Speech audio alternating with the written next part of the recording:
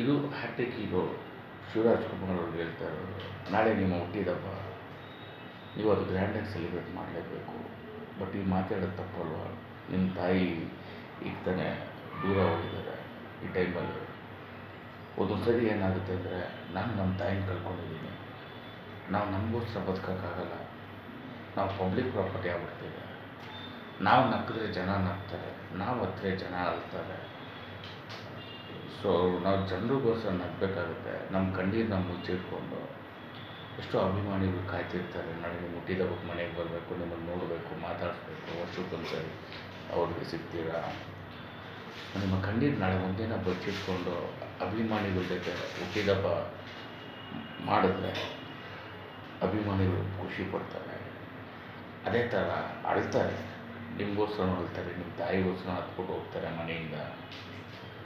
ಈ ಹುಟ್ಟಿದಬ್ಬ ನಿಮ್ಗೆ ಭಾಳ ಸ್ಪೆಷಲ್ ಆಗಿರುತ್ತೆ.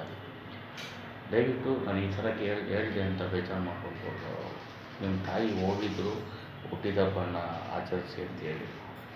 ಯಾಕಂದರೆ ನಾನು ಮತ್ತೆ ಅದೇ ಮಾತು ಹೇಳ್ತೀನಿ, ನನಗೂ ತಾಯಿ ಇಲ್ಲ.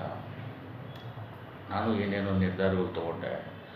ಬಟ್ ಆಮೇಲೆ ನನಗೆ ಗೊತ್ತಾಯಿತು, ನಾನು ನಮ್ಮ ಅಪ್ಪ ಅಮ್ಮ ಆಸ್ತಿನೇ ಅಲ್ಲ. I am not the property of my parents at all.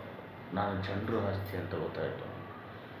ನಾನು ತೊಗೊಳ್ಳೋ ಒಂದು ನಿರ್ಧಾರ ಎಷ್ಟೋ ಜನಕ್ಕೆ ನೋವಾಗುತ್ತೆ, ಕಣ್ಣೀರು ಕೊಡುತ್ತೆ ಅಂತ ಅಂದಾಗ ನಾನು ಕಣ್ಣೀರನ್ನ ಮುಚ್ಚಿಕೊಬೇಕಾಗತ್ತೆ, ನಾನು ನೋವನ್ನ ಮುಚ್ಚಿಕೊಬೇಕಾಗತ್ತೆ.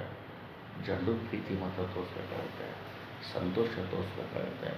ಸಂತೋಷದಲ್ಲಿ ಇಲ್ಲ ಅಂದರೂ ಕೂಡ ಅಂತ ಹೇಳ್ತಾ ನಾಳೆ ನಿಮ್ಮ ಹುಟ್ಟಿದಬ್ಬಕ್ಕೆ ಮನೆಗೆ ಬರ್ತಾಯಿದ್ದೀನಿ, ಹುಟ್ಟಿದಬ್ಬಕ್ಕೆ ಮನೆಗೆ ಬರ್ತಾಯಿದ್ದೀನಿ, ಸ್ವೀಟು ತಿನ್ಕೊಂಡು ಹೋಗ್ತೀನಿ, ಒಂದೆರಡು ತೊಟ್ಟು ಕಣ್ಣೀರು ಹಾಕ್ಕೊಂಡು ಹೋಗ್ತೀನಿ.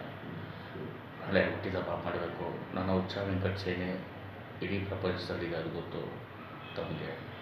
ಅವರೆಲ್ಲ ನಿಮ್ಮ ಹುಟ್ಟಿದಬ್ಬನ ಮಾಡ್ತಾಯಿದ್ದಾರೆ. ಯಾಕೆ ಮಾಡ್ತಾರೆ ಅಂದರೆ, ಉತ್ಸವ ವೆಂಕಟ್ಗೆ ಶಿವರಾಜ್ ಕುಮಾರ್ ಅವರ ಭಾಳ ಇಷ್ಟ. ಅರ್ಥ ಆಯ್ತಾ?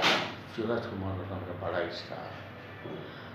ವಿಷ್ಣುವರ್ಧನ್ ಅವ್ರು ಬಿಟ್ಟರೆ, ಸಹಸ್ರಸಿಂಹ ಅಭಿನಯ ಬರೋರು ವಿಷ್ಣುವರ್ಧನ್ ಅವ್ರು ಬಿಟ್ಟರೆ ಅಂತ ಹೇಳ್ತಾ, ಶಿವರಾಜ್ ಕುಮಾರ್ ಅವರೇ ನಾಳೆ ನಿಮ್ಮ ಮನೆಗೆ ಬರ್ತಾಯಿದ್ದೀನಿ.